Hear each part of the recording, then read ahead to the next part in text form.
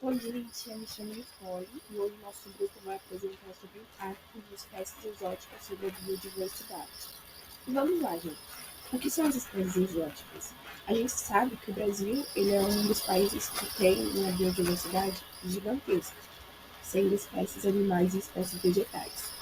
E como que ocorre essa chegada dessa espécie invasora, ou pode ser chamada como espécie exótica? Ela acontece de N fatores, como transportes, navios, migração de aves, e isso, com essa chegada dessas espécies, pode acabar resultando numa biodiversidade desequilibrada. E, além disso, também traz outros fatores também, em relação à saúde humana, em relação à economia e também acaba tendo uma interação com o habitat e entre as espécies, né? Vai ter uma interação e um habitat diferenciado entre as espécies nativas que estão aqui e isso pode acabar resultando, né? Essa invasão pode acabar resultando em uma perda de biodiversidade grande também. Quando estamos falando também de espécies exóticas, a gente está se referindo a plantas, animais, micro-organismos ou outros organismos que foram introduzidos em um novo ambiente fora da sua distribuição natural.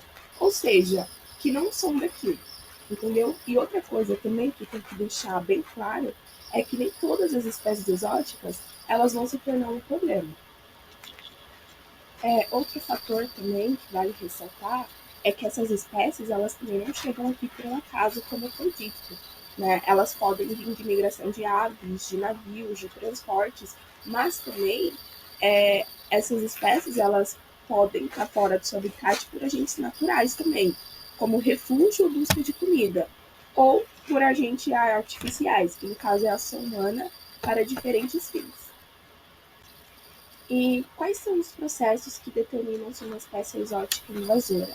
Bom, gente, quando uma espécie exótica chega aqui, né, vamos supor que ela chegou aqui no Brasil, a princípio ela não vai ter predadores, né? Quando ela chega no ambiente, ela não vai ter predadores, porque ela está acostumada com um tipo de alimento, ela está com outros costumes, então vai ser um pouco difícil para ela no começo.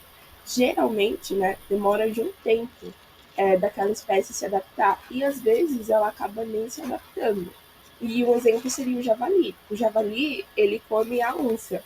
Então, se o javali come a onça, não vai ter onça para ter o equilíbrio para manter o javali numa reprodução pequena.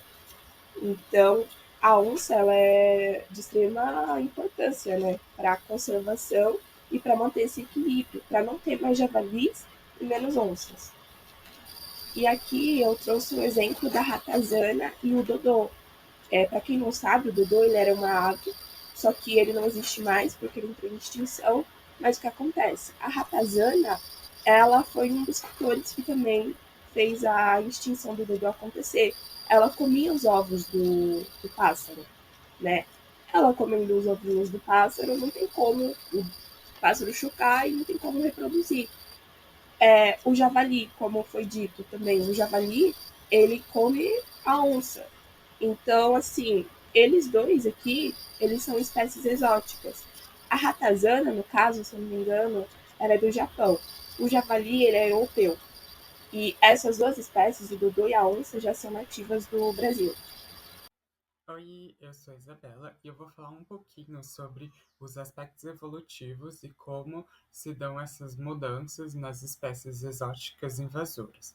Bom, essas espécies, elas viviam em regiões biogeográficas específicas, e a partir do momento que elas ocupam um novo espaço, um novo habitat, um novo nicho, elas acabam sofrendo algumas pressões seletivas.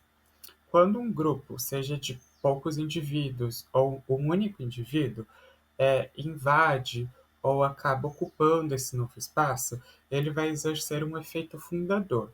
E a questão de serem poucos indivíduos faz com que eles tenham poucos genes e poucos alelos, e, em resumo, pouca variabilidade. Isso vai fazer com que o fluxo gênico entre esses indivíduos seja restrito e cause um efeito gargalo nessa população, diminuindo a diversidade dessa espécie. Podem acontecer outros efeitos evolutivos, como o pequeno número de genes, variação genética que pode acontecer por recombinação e mutação, e rearranjos genômicos, assim como a hibridização, seja entre populações diferentes ou espécies diferentes. No caso, a hibridização, ela vai produzir novos genótipos importantes para a adaptação dessa espécie. Temos também as relações ecológicas, que elas não são necessariamente relações evolutivas, mas elas vão ser interferências no ecossistema que essa espécie invasora foi inserida. Quando a gente fala desses efeitos, a gente está falando de dois principais desequilíbrios, que são a predação e a competição. No caso da predação, ela pode ocorrer quando essa espécie invasora ela não tem predadores nesse novo ambiente. Então, ela vai conseguir se reproduzir com mais facilidade, aumentar sua população rapidamente e conseguir ocupar esse espaço e desestabilizar todo o ecossistema que existia ali antes, né? Além dessa relação de não ter predadores, essa espécie invasora pode se tornar predadora de espécies nativas. Então, ela vai causar alguns problemas como diminuição de espécies presas daquele ecossistema, ou então ela vai causar um prejuízo nos predadores locais, porque eles vão ficar sem as presas para se alimentar. Então, de certo modo, ela vai desestabilizar a cadeia alimentar e o ecossistema inteiro que está presente ali naquela situação. Além dessas relações de predação, a gente também tem a relação de competição, que vai ser quando essa espécie invasora vai ocupar o nicho ecológico das espécies existentes ali e ela vai acabar consumindo recursos como alimentação, território, o habitat e vai causar mais desestabilização. Temos com isso que a invasão de espécies tende a empobrecer os ecossistemas e deixar eles mais homogêneos, já que a globalização fez com que a biota mundial seja cada vez mais similar. Isso vai causar um impacto na biodiversidade do planeta. Olá, meu nome é Caroline Pereira e eu vou falar um pouquinho sobre as espécies exóticas presentes aqui no Brasil. A primeira delas é a rã touro, uma rã nativa dos Estados Unidos e do Canadá. Ela foi chegando primeiro nos outros países da América do Sul até que conseguisse estar presente dentro dos ecossistemas brasileiros. Ela consegue se estabelecer tão bem dentro dos ecossistemas brasileiros, uma vez que ela tem uma taxa de reprodução muito grande. E com isso, a ninhada dela também é maior. E além disso, ela é uma grande predadora. É um anfíbio com mais de 20 centímetros, então ele consegue se alimentar de pequenos anfíbios e de pequenas aves aquáticas. Então ele consegue se estabelecer muito bem, um anfíbio que consegue se estabelecer muito bem dentro dos ecossistemas. Outro invasor exótico é o javali. O javali é muito falado, né? Ele é de origem africana, asiática e europeia. Ele chegou no Brasil pela caça esportiva para ser caçado, mas não contavam que ia tomar a proporção que teve, porque ele é uma espécie que se reproduz muito rápido, é muito difícil o abate e também é um grande precursor de doenças, de pragas e também de destruição, uma vez que ele passa por processos de predação, competição e também de destruição da agropecuária. Outra espécie aqui presente no Brasil, que é uma espécie invasora, é o Aedes aegypti, uma vez que ele é nativo do Egito, na África. Ele conseguiu adentrar diferentes continentes, diferentes países, e ele oferece riscos à biodiversidade, uma vez que ele é vetor de diferentes doenças, então da dengue, da chikungunya, da zika. E com isso ele vai propagar essas doenças dentro de diferentes ecossistemas e vai causar riscos à saúde humana e também vai causar impactos econômicos. Além disso, tem o caracol gigante africano, que também é parasita de diferentes doenças, ele não possui grandes predadores e com isso ele consegue se manter muito presente nos ecossistemas, em diferentes ecossistemas brasileiros, porque ele não tem predadores e também porque a sua casca, né, oferece grande proteção para ele consegue se alimentar de diversas fontes, então ele pode se estabelecer muito bem e causar diferentes danos para a biodiversidade. Outra espécie que é muito comumente vista aqui, mas que não é nativa daqui, é o pinheiro, o pinus. Ele é nativo do hemisfério norte e veio para cá para ser utilizado em jardins e para exploração da madeira, né? Algo que já é comumente utilizado nos dias atuais. Ele representa grande impacto sobre a biodiversidade, uma vez que ele consegue se dispersar muito facilmente. Então, as suas diásporas, as suas sementes conseguem se dispersar muito facilmente através do vento e ele consegue se estabelecer em diferentes partes, tendo competição por nutrientes, por sol, por água, pelos diferentes recursos que vão manter ele bem estabelecido.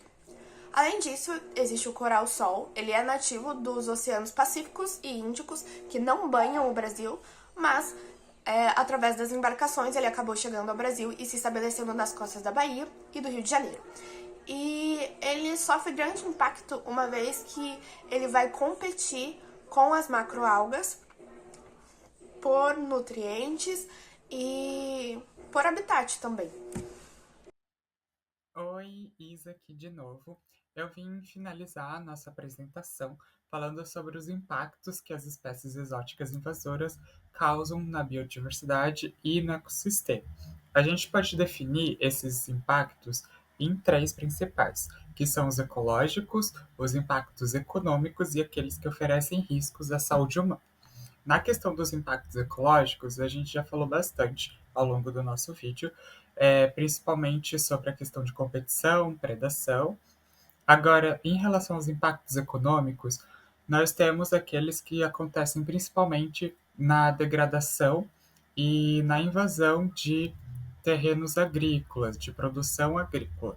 Então, essas espécies elas acabam destruindo as plantações ou afetando o solo, algo que vai gerar esse impacto econômico. Temos também aqueles gastos, tanto dos governos nacionais quanto internacionais, para o combate dessas espécies invasoras. Em relação aos riscos da saúde humana, como a Carol já disse, temos, por exemplo, o Aedes aegypti e o caramujo gigante africano, que são grandes vetores de doenças, principalmente para os humanos. Agora, a gente tem uma pergunta que é: o que fazer para manter a integridade de um ecossistema com uma espécie exótica? Essa é uma pergunta que levanta um debate ético, porque quando a gente fala de espécies invasoras que afetam a biodiversidade, a gente está falando de seres vivos. E o principal manejo deles é a prevenção, prevenir que ocorram essas invasões. Mas quando elas já acontecem e elas são muito recorrentes, a gente tem alguns lugares que, por exemplo, legalizam a caça desses animais. Tipo, é um momento certo, né? Você combater esses animais porque eles estão degradando o ambiente e vão causar risco para algumas espécies, levar à extinção. Mas a gente está falando de assassinato também, né?